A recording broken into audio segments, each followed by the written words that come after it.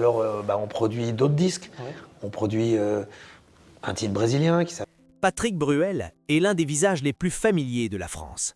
Depuis plus de 30 ans, sa voix, ses rôles et ses prises de position occupent l'espace public, constamment observés et commentés. Tout chez lui est visible, presque exposé. Et pourtant, derrière cette omniprésence médiatique, une question demeure étonnamment sans réponse. Que sont devenus ces deux enfants ? Nés au cœur de la célébrité, ils ont grandi loin des projecteurs, protégés par un silence rare dans le monde des stars. Était-ce un choix d'amour ou une nécessité imposée par la notoriété ? Car parfois, le plus lourd héritage n'est pas la gloire, mais l'ombre qu'elle projette. Au début des années 1990, Patrick Bruel n'est pas seulement un chanteur à succès, il devient un phénomène. Ses albums se vendent par millions, ses concerts affichent complets, ses apparitions à l'écran rassemblent toutes les générations. Il incarne une époque, une voix reconnaissable entre mille, un visage associé à l'émotion collective. La France le connaît par cœur. Il est partout, sur scène, au cinéma, à la télévision, jusque dans les conversations du quotidien. À ce moment précis, tout semble aligné. La réussite professionnelle, la reconnaissance publique, l'image d'un homme accompli. Dans cette lumière permanente, une autre vie se construit pourtant, bien plus discrète, celle d'un père. Patrick Bruel devient parent alors que sa notoriété est déjà solidement installée. Ses deux fils naissent dans un monde où leur nom est immédiatement identifiable, où chaque sortie peut devenir une photographie, chaque détail un sujet potentiel.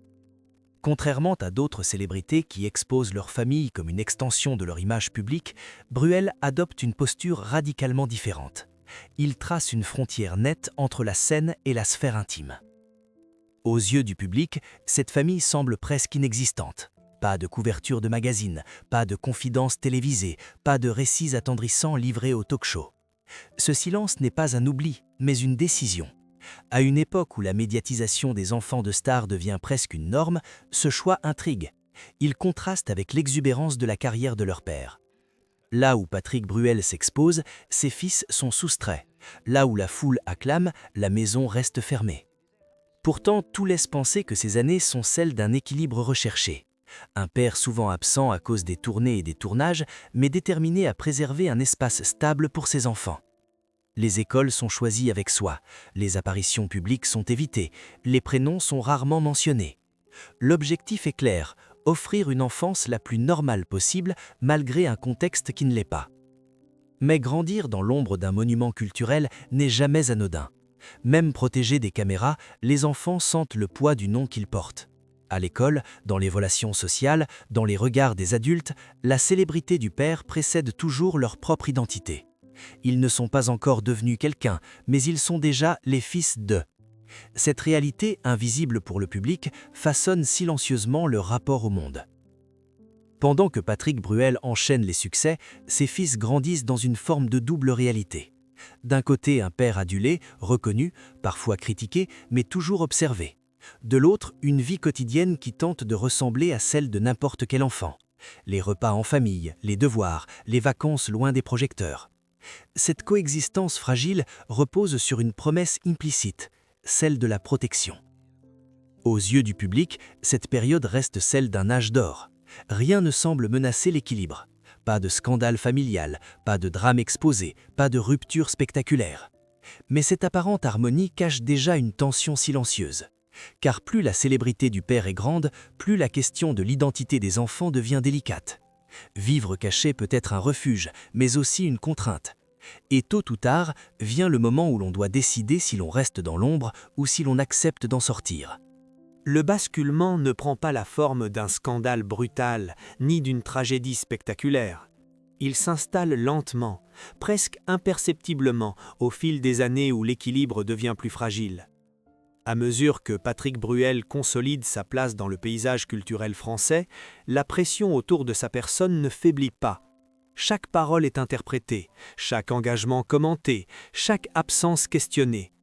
Cette tension permanente finit par pénétrer l'espace familial, malgré toutes les précautions prises pour l'en tenir à distance. Les tournées s'enchaînent, les projets se multiplient, les périodes d'éloignement se prolongent. Pour les enfants, l'image du père se construit par fragments, entre présence intense et absence répétée. Ce rythme, commun à de nombreuses familles d'artistes, prend ici une dimension particulière en raison du niveau de notoriété atteint. Même lorsqu'il est présent, Patrick Bruel n'est jamais tout à fait hors du monde extérieur. Le téléphone sonne, les obligations rappellent, l'agenda décide. L'enfance se déroule ainsi dans un climat où l'attention doit être partagée. Puis vient le moment où la structure familiale change. La séparation des parents marque une rupture silencieuse mais déterminante. Aucun étalage médiatique, aucune déclaration fracassante. Tout se fait dans la retenue. Pourtant, pour les enfants, cette transformation est un choc. Le cadre protecteur se modifie, les repères se déplacent, et la célébrité du père, jusque-là contenue à l'extérieur, semble soudain plus lourde à porter. Elle n'est plus seulement un contexte, mais un facteur qui complique chaque ajustement émotionnel. À partir de là, la stratégie de protection se renforce encore. Les enfants disparaissent presque totalement des radars. Leur adolescence se déroule loin des regards, comme si le silence devenait un bouclier indispensable. Cette invisibilité n'est pas seulement imposée par le père, elle est aussi acceptée, parfois revendiquée. Car à cet âge, être identifié en permanence comme le fils de Patrick Bruel peut devenir une épreuve. Comment se construire quand le regard des autres précède toujours votre propre parole ? Les années passent et une nouvelle question se pose. Que faire de cet héritage symbolique ? Pour beaucoup d'enfants de célébrités, l'adolescence est le moment où l'on choisit de suivre la voie tracée ou de s'en éloigner radicalement. Dans ce cas précis, aucun signe médiatique ne laisse présager une carrière artistique. Aucun album, aucun casting, aucune apparition calculée.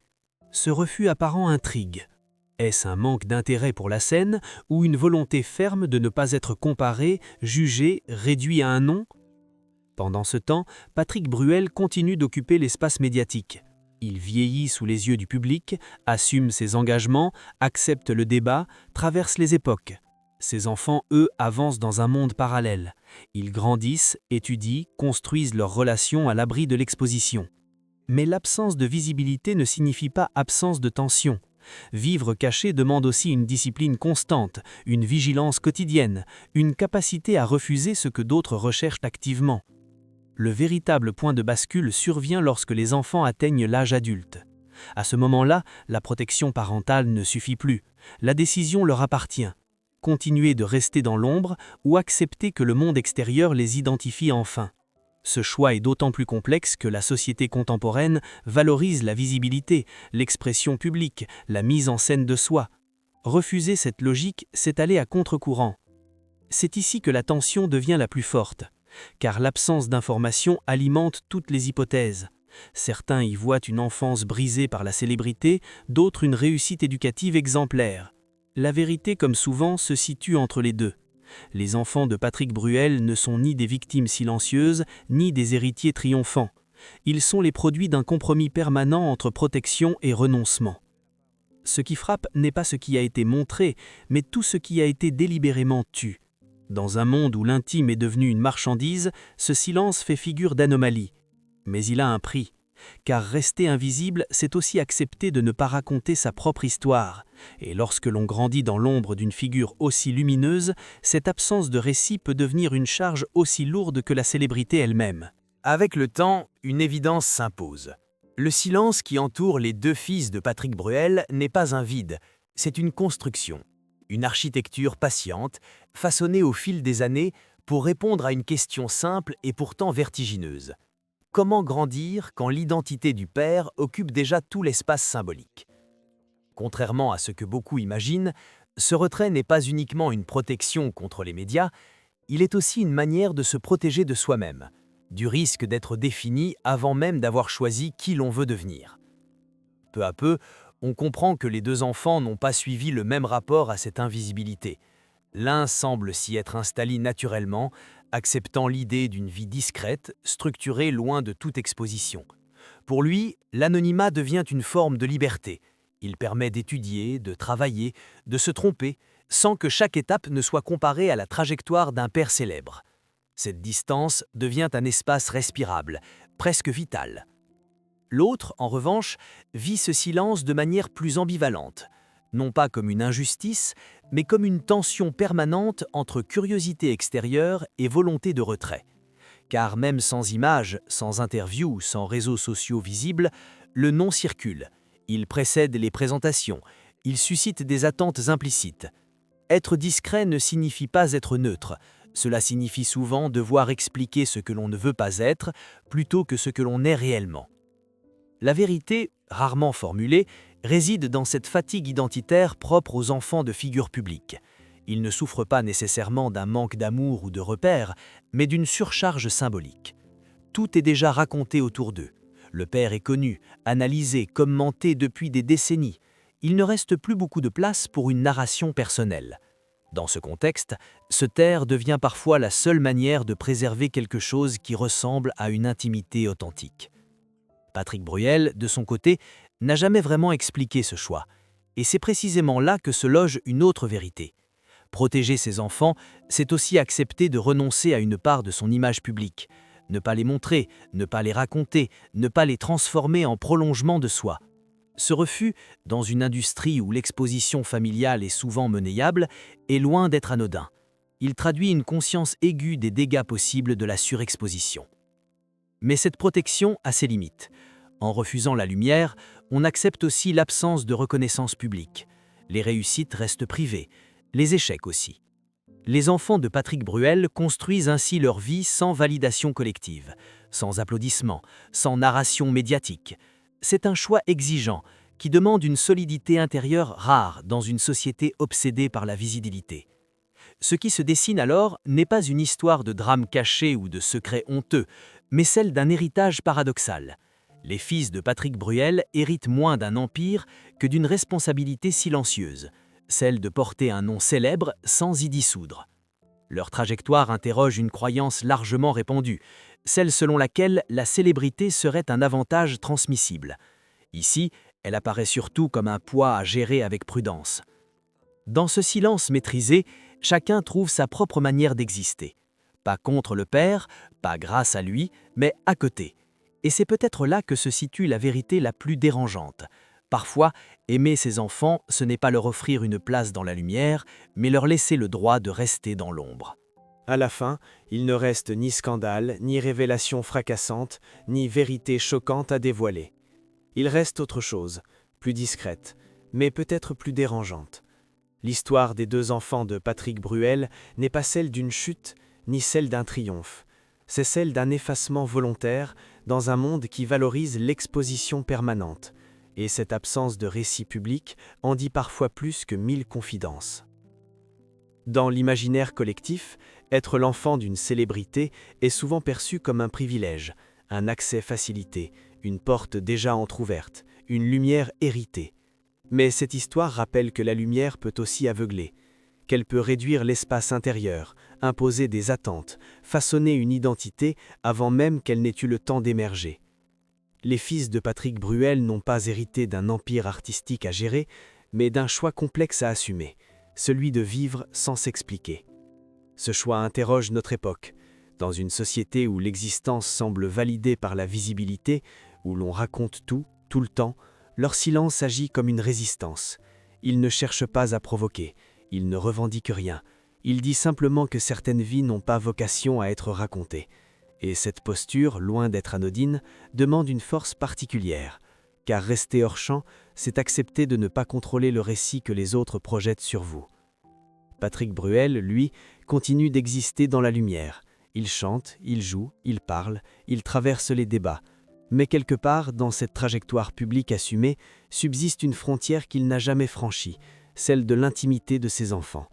Ce refus constant de les exposer dessine en creux une définition singulière de la paternité.